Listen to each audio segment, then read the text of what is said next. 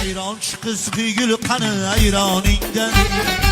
Aniq bilaman, siz ham shu ayronchi qizni shunchaki face deb o'ylagansiz, lekin aslida bu ayronchi qiz shunchaki face emas, o'zini qadriyatlari, o'zini tarixiga ega va boshqa joylarni manaman degan ayronlardan ham zo'r tayyorlanadigan shu nov ayroni sotiladigan joyda oilaviy faoliyat olib borishadi. Bu nov ayronlari boshqa ayronlardan nimasi bilan farq qiladi desangiz, ayronga rostdan ham qaymoq qo'shishar ekan. Yana ham ayron haqida to'liq ma'lumot olish uchun 70 yildan beri shu ish bilan shug'ullanib kelayotgan amakini o'zlaridan eshitamiz. Ayronni 70 yildan beri sotaman lekin. Endi opacham sotgan, dadamlar sotgan. Endi bu bizga ota kasbi bo'lib qolganda, buni ko'pligi odam kelish sababi necha yilda yig'ilgan klientlarda endi bir kunda yig'ilmagan. Bu qanday tayyorlashadi sizlarni so'rashadi mendan. So'rashi bu oddiy narsa.